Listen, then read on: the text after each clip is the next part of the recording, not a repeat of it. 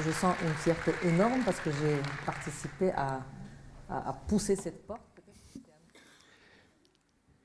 Permettez-moi d'accueillir Personnes pour faire comprendre qu'il y a des femmes musulmanes, arabes et africaines qui pouvaient aussi trouver leur place à l'international, chose qui est aujourd'hui devenue tout à fait normale.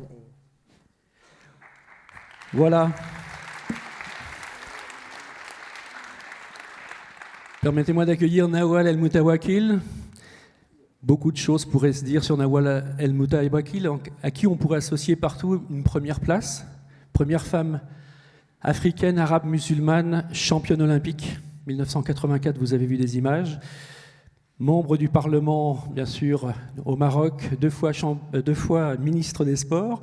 Elle est aussi une dirigeante remarquée, reconnue à l'international, puisqu'elle fait partie du CIO, du Comité international olympique, et qu'elle en a été vice-présidente. Elle a été à ce titre aussi présidente de la commission d'organisation des derniers Jeux olympiques que vous avez pu voir en quelques images à Rio de Janeiro. Nawal, nous sommes vraiment heureux de t'accueillir ici avec cette idée que depuis ce matin, finalement, on fait le tour de l'humain. On a vu l'infiniment petit avec la biodiversité et puis les amibes, enfin tout ce que nous a parlé Gilles Boeuf. On a vu aussi bien sûr l'esprit qu'il y a autour de l'homme avec notamment les peuples premiers. On a vu aussi tout cet esprit des grandes entreprises. Mais est-ce que finalement, au départ, il n'y a pas notre corps, l'entité humaine qui est importante, le fameux homo sapiens dont parlait Gilles Boeuf ce matin. Et à ce titre-là, peut-être que, comme on le dit souvent, un esprit sain dans un corps sain est important. Alors, le trait commun de tout ce qu'on vient de voir, de toute cette aventure humaine que tu vis depuis des années, on se tutoie parce qu'on se connaît depuis bien longtemps, est-ce que c'est pas le sport finalement? Comment le sport a fabriqué la jeune femme, la championne bien sûr, la dirigeante et la femme politique? D'abord, permettez-moi de vous exprimer ma joie d'être parmi vous ici à Lyon. Je pense que c'est la première fois pour moi, mais j'aimerais également présenter mes remerciements et toutes mes chaleureuses félicitations à Virginie, qui est au cœur de l'organisation de cet événement combien important. Virginie, que j'ai connue grâce à toi, Christian, l'année passée. On a longuement discuté à Lausanne, la capitale olympique en Suisse, pour justement me faire venir ici. Et c'est avec un immense plaisir que je suis là aujourd'hui pour partager avec vous ces moments intenses, ces moments chargés d'émotions. Vous rencontrez tous venus d'horizons différents et quelque chose que je garderai précieusement au fin fond de moi-même. Si je suis là, Daniel, la Marocaine, merci à toi aussi. Si je suis là aujourd'hui, c'est aussi partager avec vous, comme tu as dit, mon aventure olympique, sportive, mais surtout humaine. Nawal, qui est moi, est né le 15 avril 1962, il y a presque 60 ans, à Casablanca. Je viens d'une famille modeste, mais grâce au sport, ma vie a complètement été bouleversée et chamboulée. Et le 400 mètres que vous venez de voir aujourd'hui, c'est une épreuve qui est éprouvante, qui est difficile, qui est complexe et compliquée, mais qui m'a appris tellement de choses dans ma vie. D'abord, pour moi, c'est une école de la vie, parce que ça vous apprend la discipline, la détermination, le dépassement de soi, la connaissance de soi, mais surtout d'aller tout le temps de l'avant. Jeune fille, j'avais des rêves, et un de mes rêves, c'était de pouvoir devenir championne olympique. Mais petite de taille que je suis, venant du Maroc, un pays arabe, musulman, africain, je me disais que ma place était difficile parmi ces géants du monde olympique, des Américains, des Allemands, des Russes, la liste est longue. Donc je me disais que c'était un voyage impossible. Mais dans ma tête, Christian, qui m'a suivi pendant maintenant presque 2-3 décennies, il a vu mon évolution de cette jeune petite fille qui avait des rêves à aujourd'hui femme députée, 2 fois ministre de la Jeunesse et des Sports au Maroc, membre du Comité international olympique et d'autres instances internationales. Parce que ma course, qui était une course de 54 secondes, 61 centièmes, donc en cliquant des doigts, vous avez déjà terminé entre le départ et l'arrivée. Mais cette course a, pour moi, je l'ai dit tout à l'heure, bouleversé ma vie parce qu'elle vous ramène d'une position de zéro, from zero to hero, comme disent les Américains, from dark to light. Moi, j'ai voulu saisir cette opportunité en 1984, d'abord parce que je me trouvais seule jeune fille dans une délégation pratiquement à 100% masculine. J'avais pas d'entraîneur féminine, pas de journaliste femme, pas de médecin femme. La présence féminine n'existait pas. Et je pense que ça, c'est quelque chose à laquelle on va parler tout à l'heure. Et déjà, à l'âge de 20 ans, j'ai dit, mais où sont toutes ces femmes marocaines? Pourquoi je suis toute seule dans cette délégation masculine? Et ce fut un exploit parce que j'ai pu décrocher cette médaille olympique en 54 secondes. C'est tout ce que ça m'a pris. Mais ce sont des années, de longues années.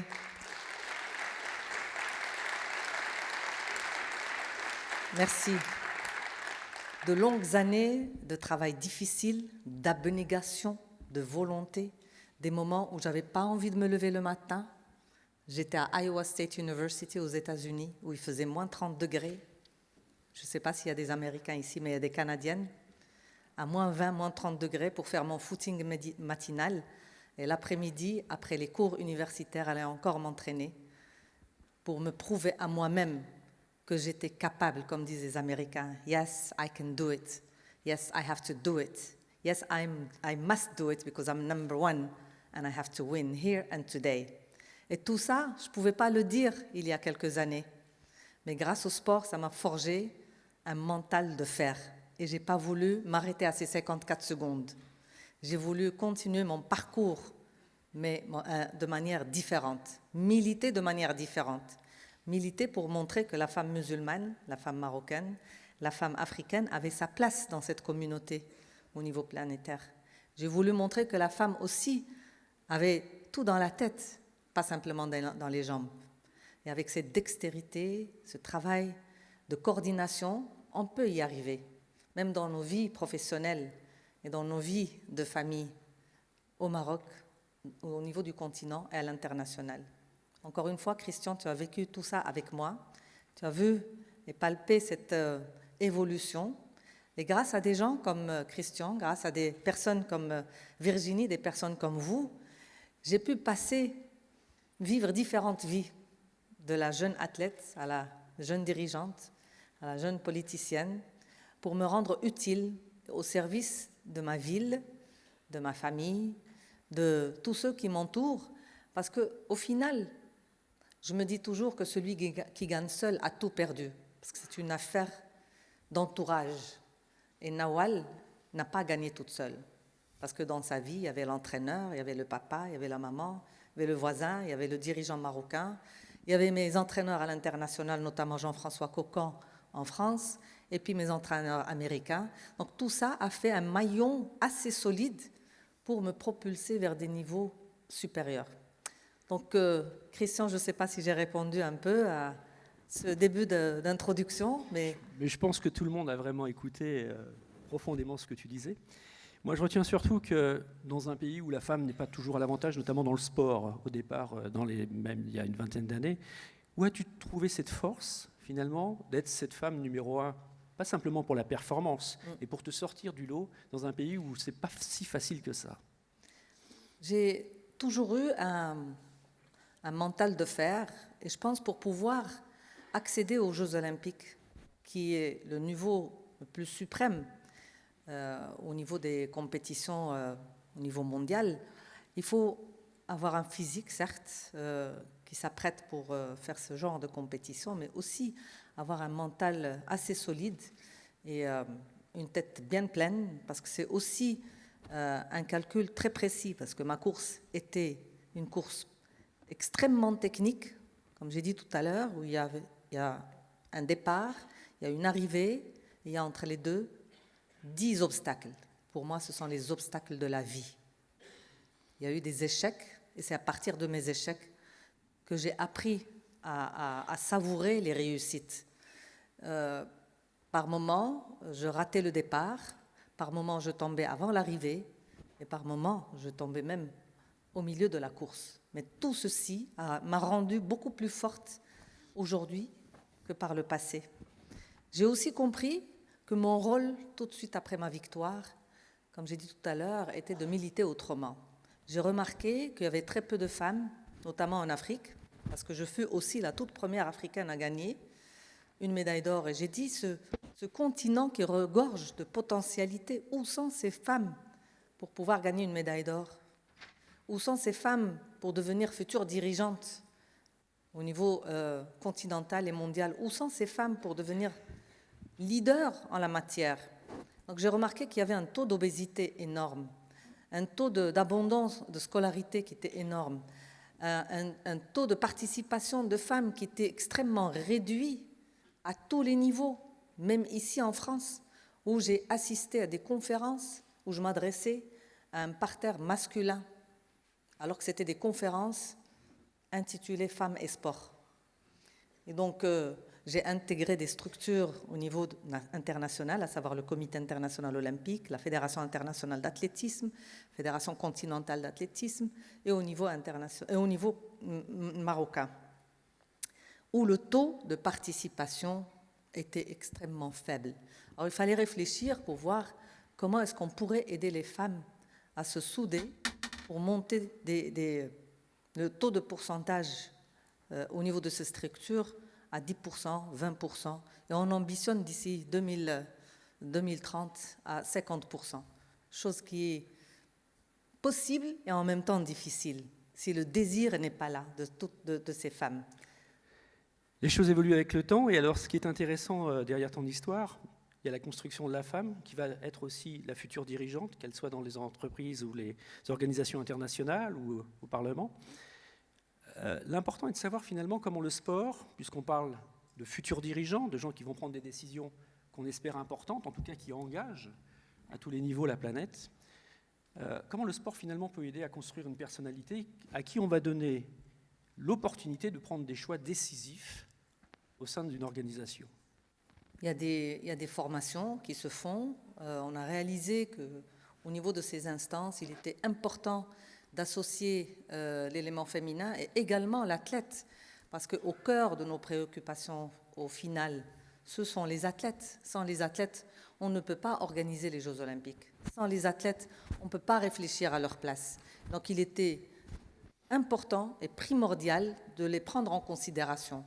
Pour ce faire, il a été monté des opérations, on a formé ces jeunes leaders qui seront à l'avenir les décideurs de demain. Regardez au niveau de la Fédération internationale d'athlétisme. Son président, c'est Sébastien Coe, que vous devez connaître tous, le plus grand champion de tous les temps au niveau du mile, de 1500 mètres, du 800 mètres. Et puis aujourd'hui, il est devenu l'une des personnalités les plus importantes dans le monde d'athlétisme. La même chose pour mon président, Thomas Bach, qui est allemand d'origine et qui préside les destinées du Comité international olympique. Eux deux sont de véritables exemples comme quoi nos structures peuvent et doivent être dirigées par ceux qui étaient derrière l'aura qui a été donnée à ces deux organisations.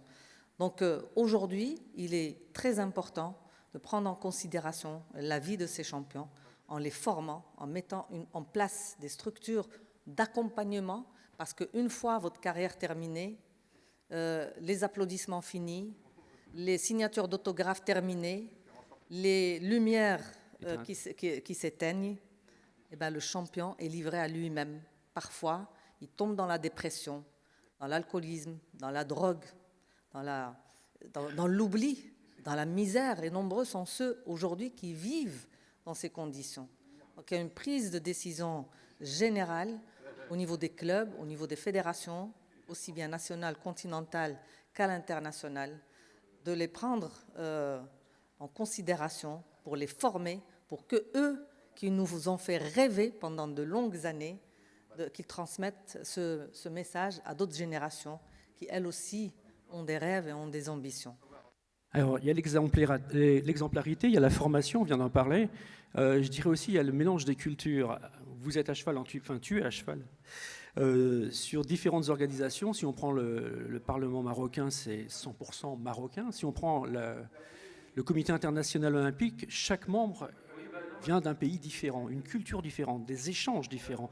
Alors, puisqu'on parle de gouvernance et qu'on est sur une organisation internationale, une des plus grandes qui soit, comment justement est traitée la gouvernance dans ce genre d'entreprise avec toutes ces cultures qui ressemblent finalement à l'ONU du sport, mais c'est quelque part la même démarche. C'est le Parlement olympique, c'est notre Parlement sportif qui aujourd'hui composé d'une à peu près centaine de membres venus d'horizons différents, de cultures différentes, de religions différentes, mais on a un seul et unique point en commun, c'est le sport, notre amour pour le sport, notre amour pour l'olympisme, nos passions pour ce que nous faisons.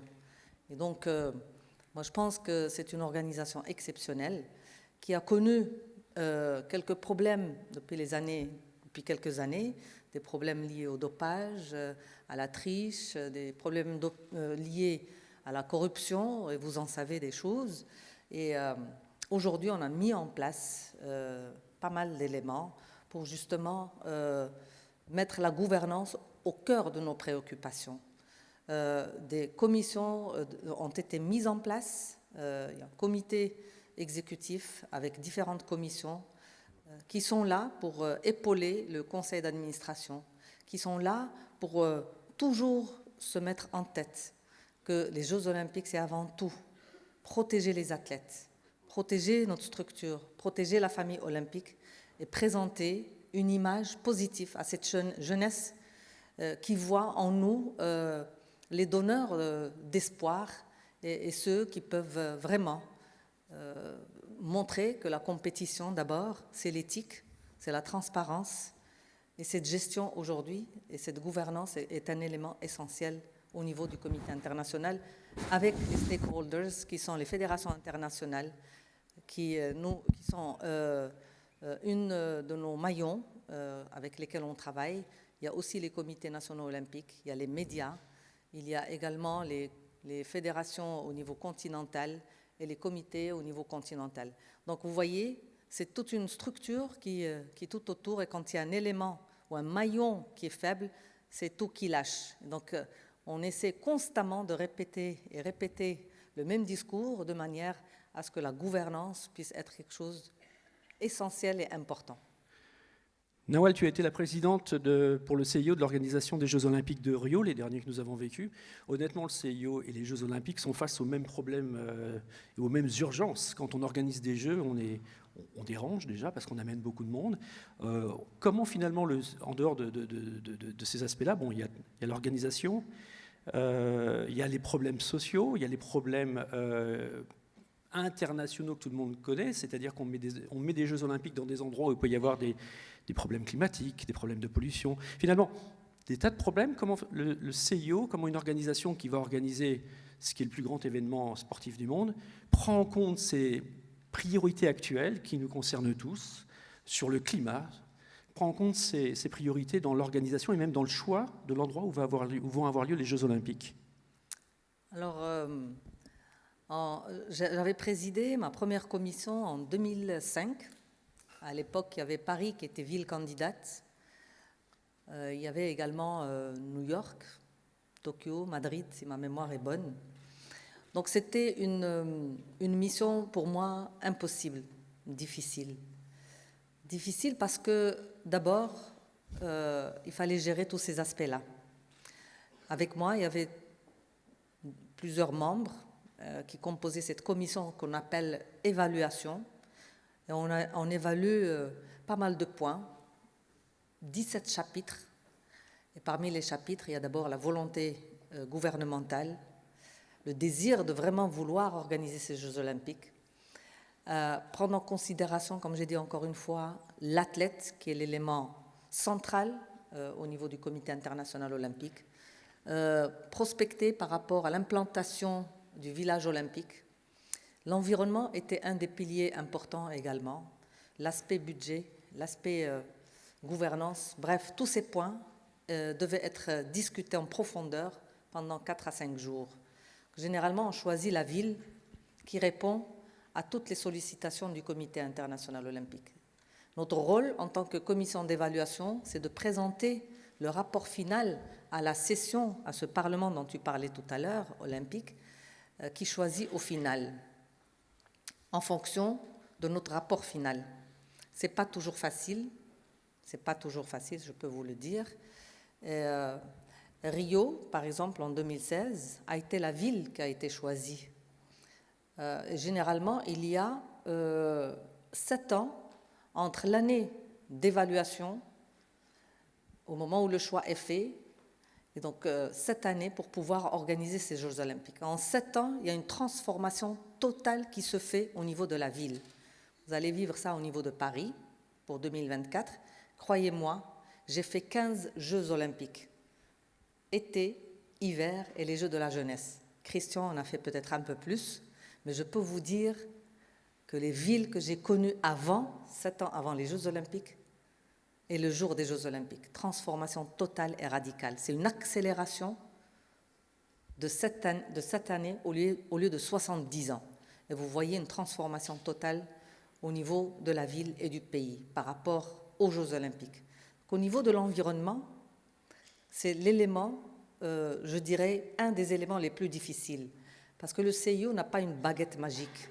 Il est là, il travaille avec d'autres institutions, d'autres organismes, tels que les Nations Unies, tels que le gouvernement local, tels que les fédérations, comme j'ai dit tout à l'heure, internationales. Chacun a sa part de responsabilité. Le Comité international olympique seul ne peut pas résoudre tous les problèmes de la misère, de la pauvreté, du dopage, de l'environnement, et la liste est longue.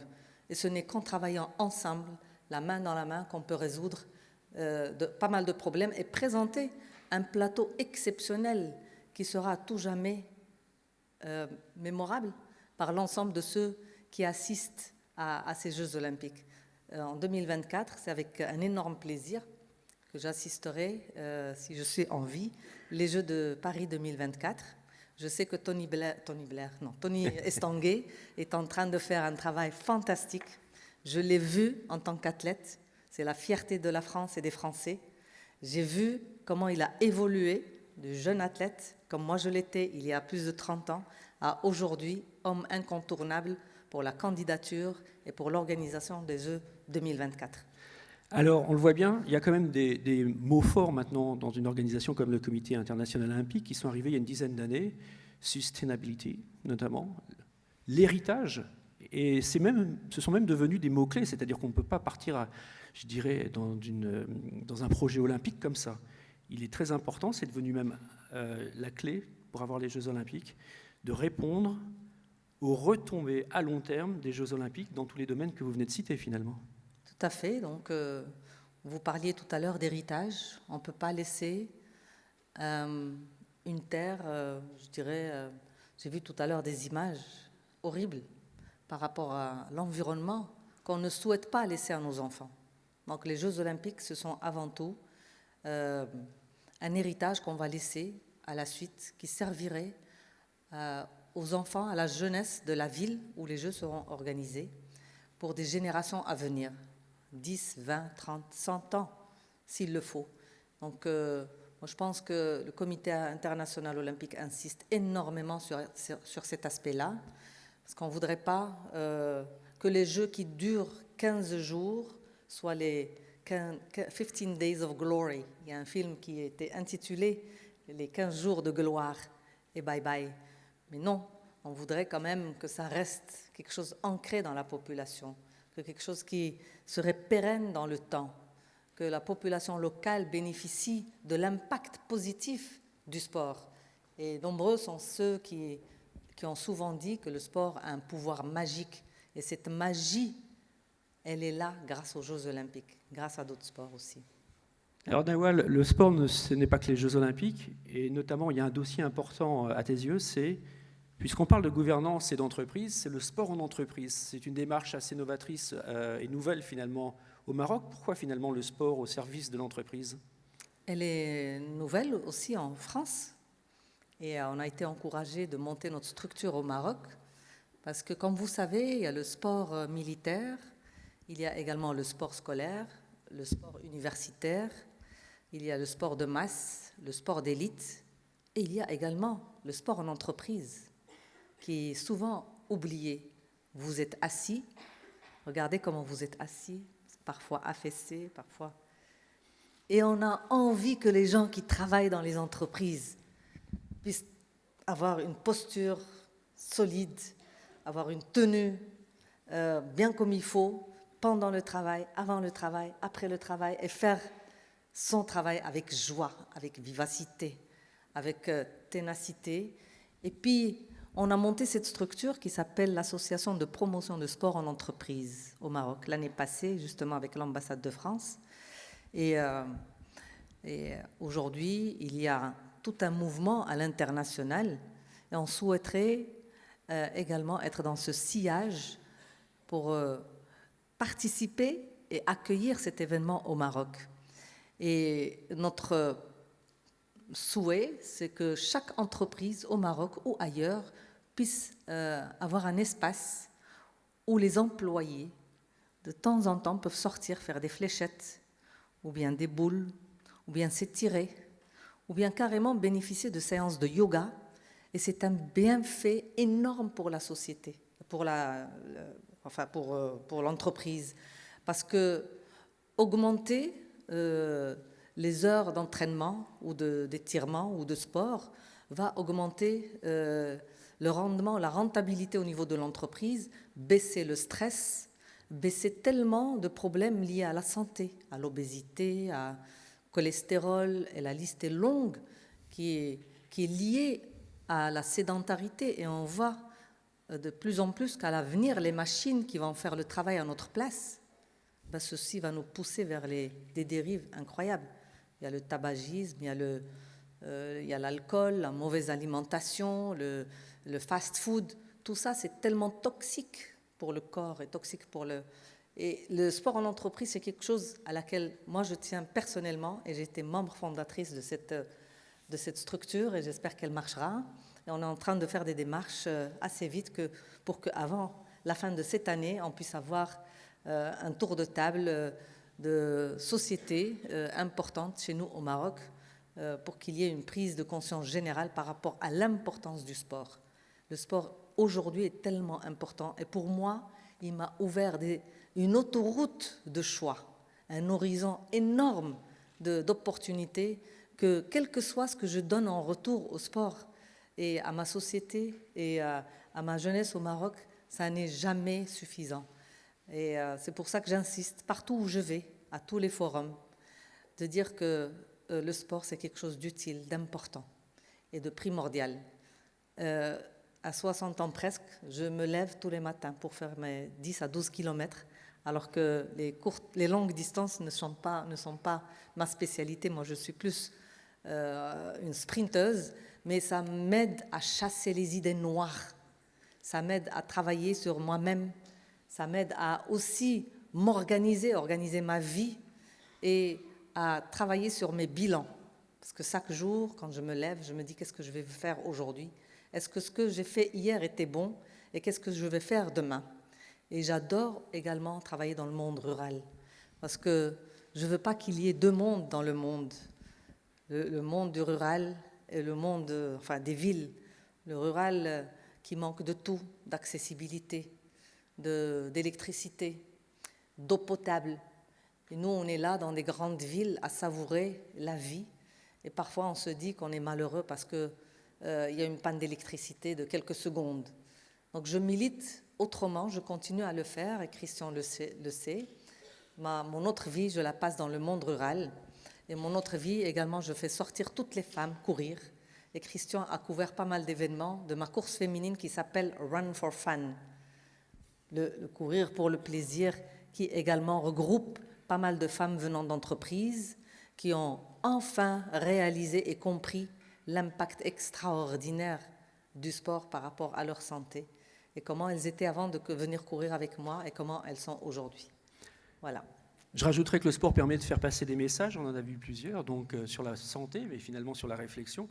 Et dans cette course dont tu parles, Nawal, je me rappelle que toi-même, tu sensibilisais les femmes, c'était une opportunité pour les sensibiliser aux problèmes de santé, tu en as parlé, comme le sida, le dépistage. Il y avait des messages qui sont passés beaucoup plus facilement avec le sport. Alors, se construire avec le sport, se servir du sport finalement pour s'oxygéner, se respecter, comme disait Gilles Boeuf ce matin, se respecter la nature, c'est se respecter. Mais est-ce qu'on peut dire que avec le sport, qui est un des exemples, se respecter, c'est finalement aussi arriver à respecter cette nature que pour l'instant on pourchasse un petit peu. Exactement. C'est respecter, se respecter, c'est respecter l'autre et respecter l'entourage, respecter la nature dans laquelle on vit. Et ces opérations que je monte au Maroc, qui sont liées à l'exclusion, au women's empowerment, à la marginalisation, à l'inclusion, à l'insertion des jeunes, à chaque fois, j'ai pris en considération l'élément de l'environnement, l'élément de la jeunesse, de l'enfance et l'élément de la femme. Ce sont 3 ou 4 piliers pour lesquels je n'arrêterai jamais de militer, parce que souvent, ils sont oubliés par nos responsables, ceux qui nous gouvernent. Moi, je pense que si on arrive à faire comprendre la place de la femme à la femme et à l'homme, on va avancer assez rapidement. La même chose pour la jeunesse, la même chose pour l'enfance. Aujourd'hui, l'enfance, elle est un peu déboussolée, perdue un peu dans son environnement avec les réseaux sociaux. Elle est prise dans un environnement un peu superficiel. Parfois, elle est prise dans la drogue, la violence, la délinquance, l'exclusion, la marginalisation. Et c'est notre rôle à nous, ambassadeurs du sport. Quand je dis nous, avec moi, il y a Zinedine Zidane, il y a Boris Becker, Nadia Comaneci, Sergei Bubka, Emerson Fittipaldi, Edwin Moses. Et la liste est longue de tous ces héros qui ont impacté le sport et qui aujourd'hui ont un rôle dans la société. Ils l'ont compris, le développement humain, se servir de leur notoriété au niveau des Nations Unies et au niveau d'autres structures pour se rendre utiles et importants et tendre la main à cette jeunesse dont je vous ai parlé, qui est déboussolée, qui veut arriver mais qui ne sait pas comment, qui veut arriver vite, rapidement, aujourd'hui et maintenant, en s'adonnant à des produits illicites tels que la drogue, le dopage, tels que les paris truqués, tels que pas mal de choses qui ne sont pas éthiques. Et c'est notre rôle, encore une fois, d'ambassadeur du sport, de les ramener vers la raison et de dire nous sommes là. J'ai pu gagner simplement en m'entraînant, en ayant des rêves. Et mon rêve a toujours été de gagner. Et je disais toujours à mon père, pourquoi je suis née petite de taille? Mais il m'a toujours dit que les meilleurs cadeaux viennent dans des petits paquets. Voilà.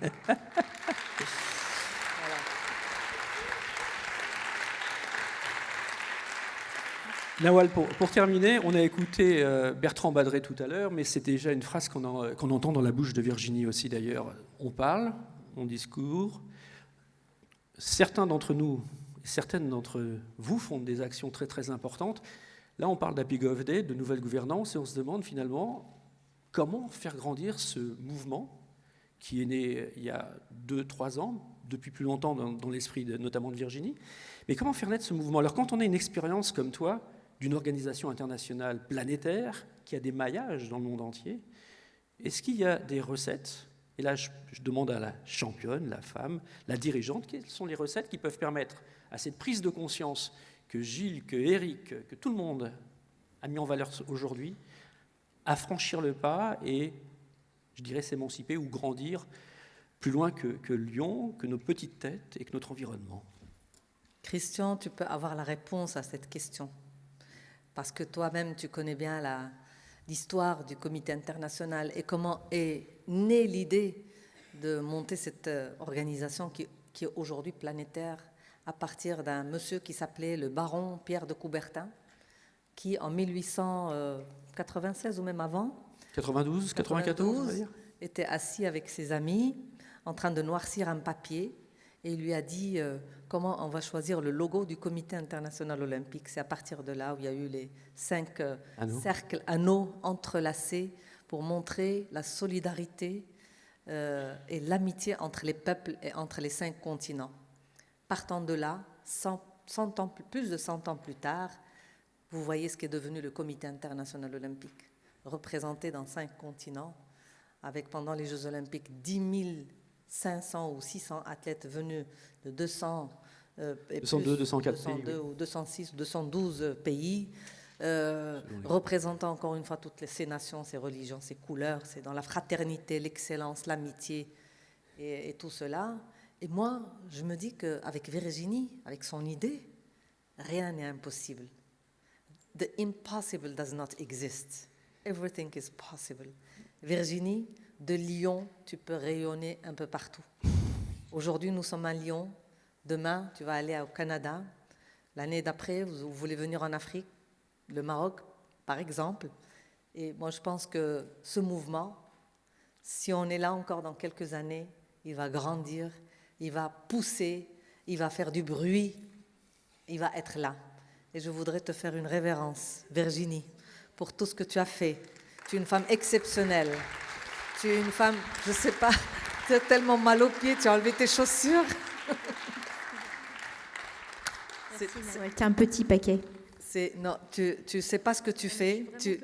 Non, tu ne sais pas ce que tu fais. Tu es en train de bouleverser les choses. Tu es en train de bouleverser les normes. Et c'est comme ça que Pierre de Coubertin avait commencé il y a plus de 100 ans. Et j'ai l'intime conviction que ce mouvement va encore grandir, va s'élargir. Et c'est également comme ça que la Fédération internationale d'athlétisme amateur est née en 1912 avec 6 ou 7 copains qui ont dit, tiens, on va monter une fédération internationale en Suède. Aujourd'hui, vous voyez ce qu'elle donne, des nations de partout, des champions et des vedettes qui nous font rêver. Et je pense qu'aujourd'hui, tu nous fais rêver pour la 3e édition. On va continuer à marcher là, ensemble, la main dans la main, et à continuer à rêver pour en faire un événement à chaque fois énorme. Donc tu nous ouvres une ligne pour aller au Maroc alors? Tous, parce qu'il y a un peu de monde là quand même. Je t'ai dit que rien n'est impossible. Oh ouais. Il faut continuer à rêver. Merci Nadia. Merci à elle. Merci. Eh bien, nous finirons là-dessus en disant 2 choses peut-être qui résument. Je pense qu'on doit donner du rêve, on doit donner des exemples et on doit être quelque part des leaders de choses positives. Et puis si pour certains, l'avenir peut être sombre ou heureux, si c'est une utopie, il y a une phrase aussi très importante qui appartient au monde du sport, mais qui appartient au monde en général, c'est que les utopies d'aujourd'hui sont très souvent les vérités de demain. Nawal, merci beaucoup. Merci Christian. Je voudrais dire un dernier mot à Virginie et quelques petites phrases qui ont accompagné mon parcours personnel, que jamais un succès n'est définitif et que jamais un échec n'est fatal, mais que seul le courage peut compter. Et avec le courage, je pense qu'on va parler tout à l'heure de ce que c'est qu'avec le courage, on peut déplacer des montagnes. Merci d'avoir écouté et à très bientôt.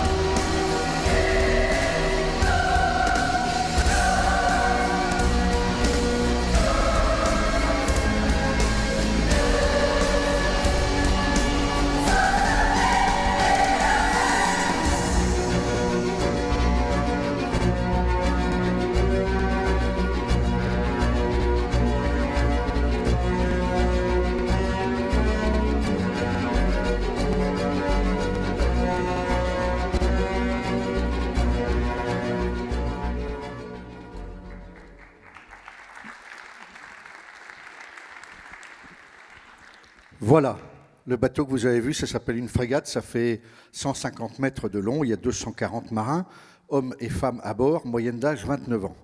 On quitte Brest ou Toulon un jour, on y revient 5 à 7 mois plus tard, on fait des patrouilles de 30 à 40 jours de mer, parfois pendant 8 jours c'est comme ça, là il y avait 12 mètres de creux, 13 mètres de creux, donc vous ne dormez pas facilement dans votre lit, il faut vous sangler, la soupe ne reste pas dans l'assiette et c'est difficile de tenir debout. Et donc, je trouve que c'est un beau modèle de gouvernance. Dans la marine, il y a des petits repères. D'abord, il y a l'équipage. On ne réussit jamais seul. On est le maillon d'une chaîne qui s'appelle l'équipage. La deuxième chose, c'est que la tête et les jambes sont au même endroit. Il n'y a pas d'un côté une gouvernance qui est au 10e étage d'une tour, à plusieurs centaines de kilomètres de là où sont les ouvriers, dans un atelier. Le commandant dégueule pareil à la mer, quand il y a 14 mètres de creux, que le matelot. Ils vivent la même aventure. La tête et les jambes sont au même endroit et leur cœur bat au même rythme, de peur, de frayeur, quand la vague est tellement énorme qu'il n'y a plus d'horizon. Dans un fracas terrible, elle déferle sur le bateau, elle peut tout arracher. Et si vous perdez la barre, eh ben, vous perdez le bateau et vous avec. Et donc, ça a été pendant 17 ans ma vie, puisque j'ai passé 38 ans sous l'uniforme. Et là, vous allez entendre, alors je voudrais l'excuser, Arnaud Coustillère il est aujourd'hui le patron pour les armées françaises de la cyberdéfense et du spatial, qui sont des enjeux de sécurité majeurs. Nos sociétés sont totalement dépendantes de la sécurité informatique, comme vous le savez bien. Et donc Arnaud aurait dû être avec nous aujourd'hui, au-delà des difficultés pour trouver un train. Il se trouve que hier soir, il y avait un sommet très important pour la paix dans le monde, puisque hier soir, le président Macron recevait le président Poutine, la chancelière Merkel et le président de l'Ukraine. Et ils sont arrivés à un accord pour une désescalade dans le conflit qui oppose la Russie et l'Ukraine. Et autour de ça, il y a des enjeux de cyberdéfense. Et donc Arnaud était retenu hier et une partie d'aujourd'hui, et en tout cas beaucoup demain, par ces enjeux-là. Donc la seule façon qu'on a eu de le rendre présent parmi nous, c'était cette petite vidéo qu'on va envoyer dans quelques secondes. Vous pardonnerez du coup le côté peut-être un peu, que vous trouverez peut-être un peu crispé de la prise de vue, d'autant qu'Arnaud est dans son grand uniforme. Mais imaginez la pression qu'il a sur les épaules et le temps qu'il nous consacre par ces 6 minutes de témoignage. Il vous dira comment nous nous sommes connus. Je vous le dis très rapidement avant qu'on envoie la vidéo. En 1985, moi je suis déjà depuis plus de 10 ans dans la marine. Je suis lieutenant de vaisseau, c'est-à-dire capitaine. J'ai déjà commandé un navire en Afrique, le patrouilleur Mono, qui était basé au Togo. Ensuite, je me suis retrouvé dans le conflit Iran-Irak. Et donc je vais naviguer pendant 1 an et demi, 2 ans dans le détroit d'Ormuz, au moment où l'ayatollah Khomeini arrive et où la route du pétrole risque d'être bloquée. Puis 2 ans sur porte-avions, avec beaucoup de séjours à terre dans le terrible conflit du Liban, de 82 à 84, où j'ai eu à déterrer 58 de mes camarades morts au milieu de Beyrouth. C'était un moment douloureux. Et donc, cet homme que je suis, j'ai 28 ans à ce moment-là, pas tout à fait, eh bien, je suis sur un bateau et Arnaud sort de l'école navale et arrive à bord et je vais lui transmettre le métier de chef du quart dont je vais vous parler, dont il va vous parler. Voilà, on envoie Arnaud, s'il vous plaît. Oui, bonjour à tous, bonjour Olivier, bonjour Virginie, je vous souhaite tout d'abord un excellent Happy Golf Day et je suis désolé de ne pas être avec vous, bloqué par les grèves à Paris.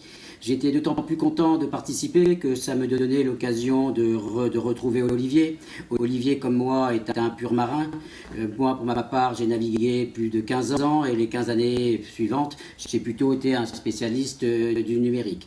Avec Olivier, nous avons eu la chance de rencontrer Olivier très tôt, puisque Olivier, je l'ai rencontré en 1984, avant d'être, bien sûr, aujourd'hui, j'ai oublié de vous le dire, je suis directeur général du numérique du ministère des Armées.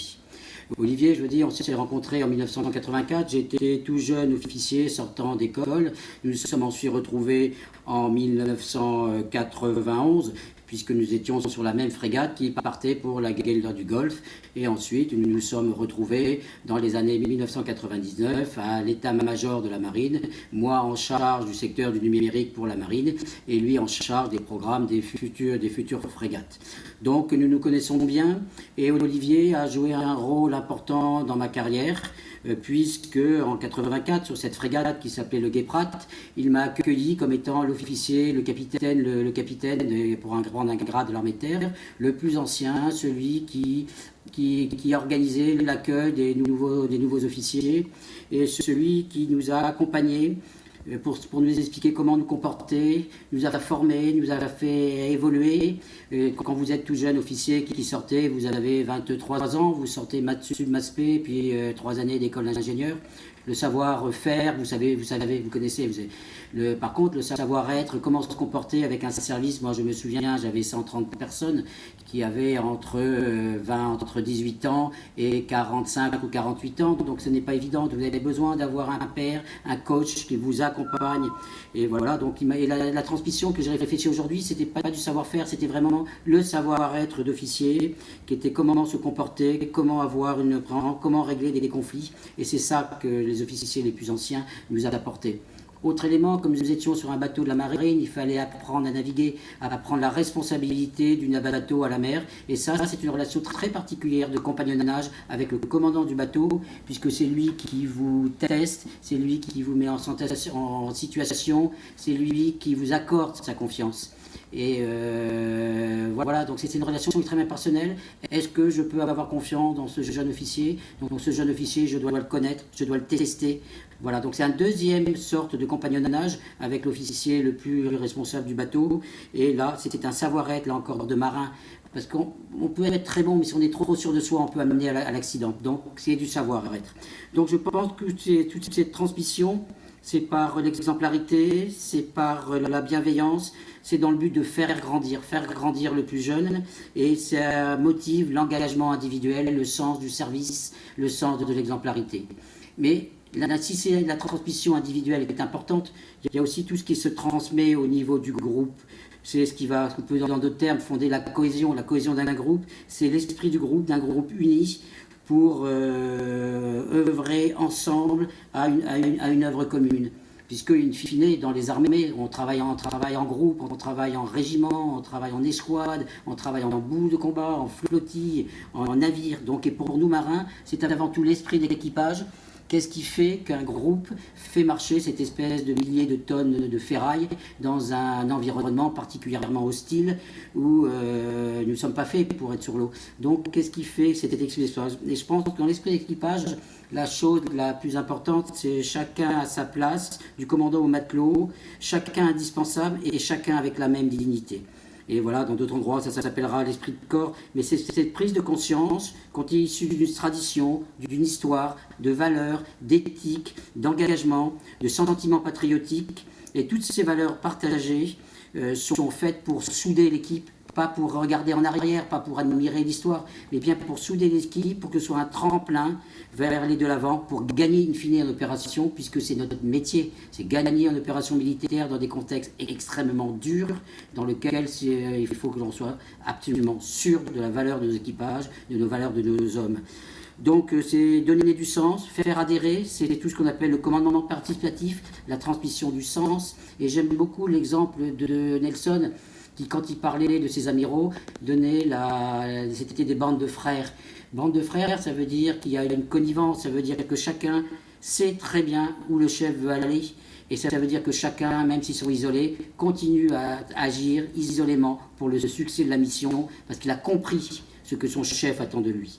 Donc, cette transmission, quand on réfléchit, on retombe un petit peu sur le besoin d'un leader, d'un chef, d'un manager, qui transmet par son exemple, mais il y a un exemple aussi marqué de bienveillance, parce que le but, c'est bien de le faire grandir.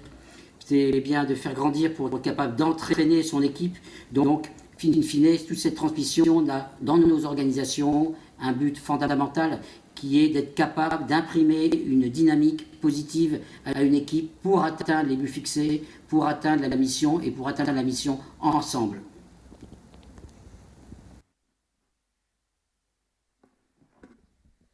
Voilà.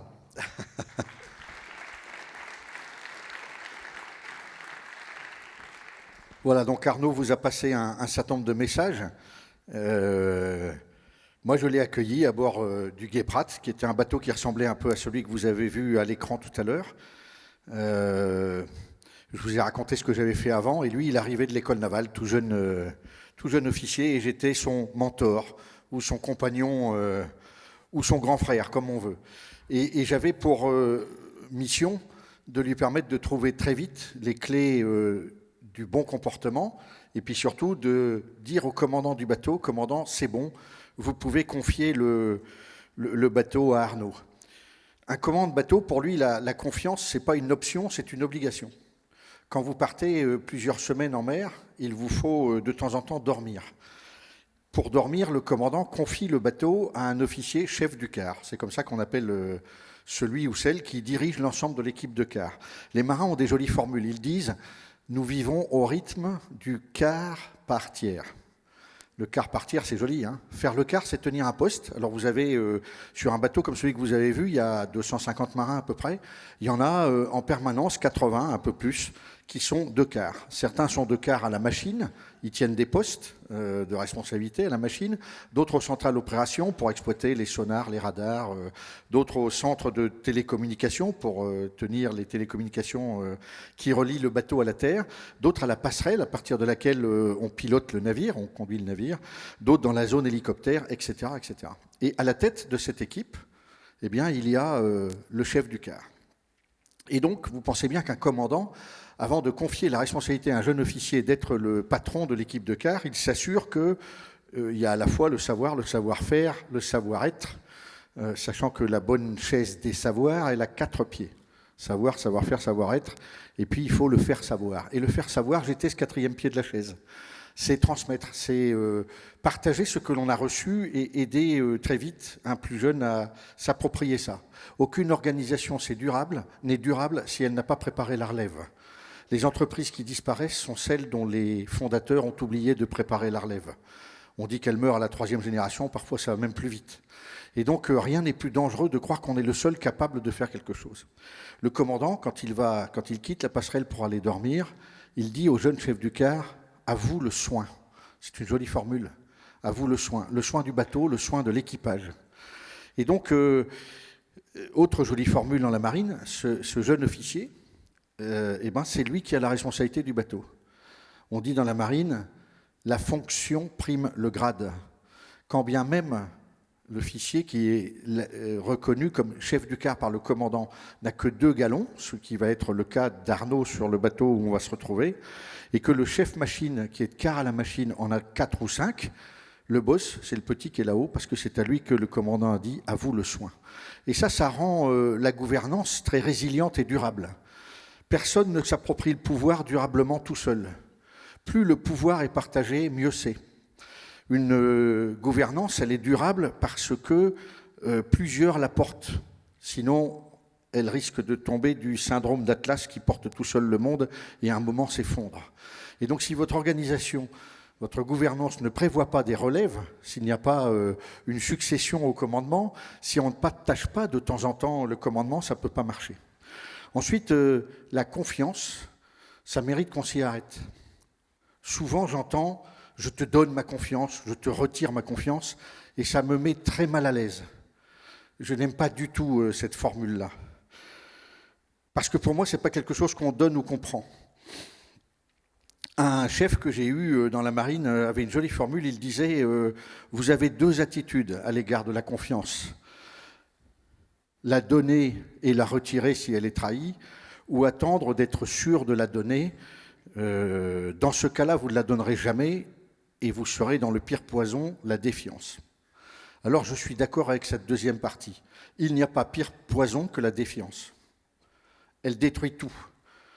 Et d'ailleurs, ceux qui veulent saper toute forme d'autorité, de gouvernance, mettent le doute, la défiance. Et quand il y a défiance, quand on ne sait plus si on se fait confiance, ça a été dit sous une autre forme tout à l'heure, quand on ne sait plus quelle est la vérité, tellement on brouille les cartes à loisir ou pas, enfin volontairement ou pas, eh bien, il n'y a plus confiance, il y a le poison de la défiance.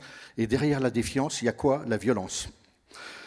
À l'inverse, je ne suis pas d'accord avec la première phrase de ce patron de la marine qui disait « je la donne et je la retire si elle est trahie ». Pour moi, la confiance, c'est un pari, un pari.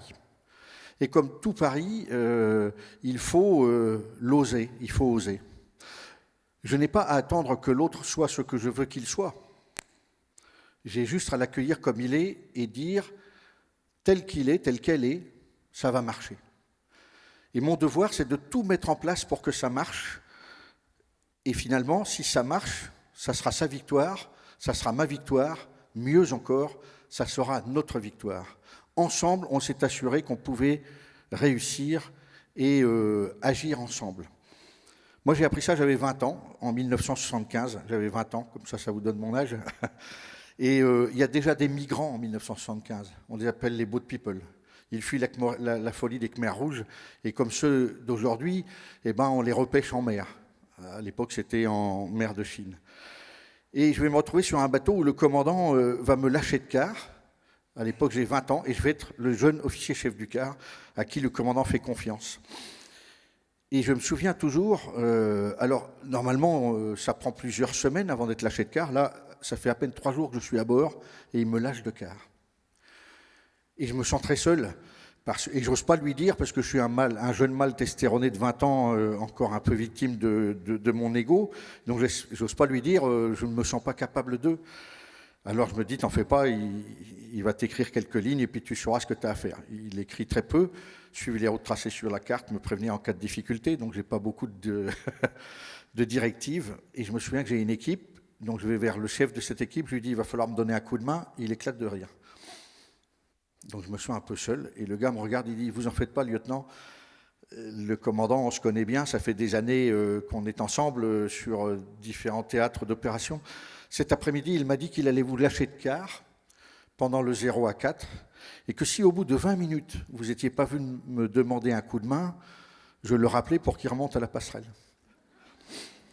Le lendemain, ce même commandant vient vers moi, me tend la main et me dit « Mon cher Lajousse, je voulais vous remercier ». Alors je suis tout étonné, il me dit « Voyez-vous, pour moi, la confiance est un pari, le pari qu'une relation va réussir. Et moi, mon devoir, c'était, pour que cette relation réussisse, mettre mon ami André à vos côtés. Si vous aviez été assez sot pour croire que parce que je vous avais donné la fonction de chef de quart, vous étiez le super-héros et vous n'aviez pas eu l'humilité d'aller lui demander un coup de main, eh ben, je me serais trompé. J'aurais raté le rendez-vous de ce pari. Mais vous l'avez fait et donc le pari est réussi. Souvenez-vous, c'est un pari et il faut tout faire, tout mettre en place pour qu'il réussisse. Voilà, eh ben c'est ça que j'aime transmettre, que j'ai transmis à Arnaud. Et vous voyez, comme lui, j'ai fini plein d'étoiles, plein de décorations, ça peut paraître très impressionnant. N'oublions jamais que finalement, notre corps est là, hein, on ne peut pas s'asseoir plus haut que ses fesses. Et donc, où que l'on arrive, aussi haut que ce soit, avec beaucoup d'humilité, il faut se souvenir que le mieux qu'on ait à faire, c'est de partager, de recevoir, d'être disponible et donc d'être dans une posture que je qualifie d'humour, subtil mélange d'humilité et d'amour. Humblement, je me souviens combien la vie est fragile. On l'a vu ce matin, on l'a vu tout aujourd'hui. Elle peut partir à tout instant. Et quand vous êtes dans la guerre, vous la voyez partir trop vite et brutalement. Et donc, le our de amour, j'aime la vie. Et parce que j'aime la vie profondément et que je me souviens que je ne suis rien sans tous les autres vivants, ça a été très bien dit par Gilles ce matin, que je suis dans cette relation aux autres, alors humblement, je partage, je reçois, je suis en relation. Et la meilleure façon de transmettre, c'est d'être capable de recevoir et de partager. Voilà, c'était un témoignage qui, j'espère, vous aura plu. Et on se retrouve tout à l'heure pour la dernière table ronde, puisque j'aurai la chance d'animer la table ronde Courage. Et on est pile à l'heure. Merci de votre attention.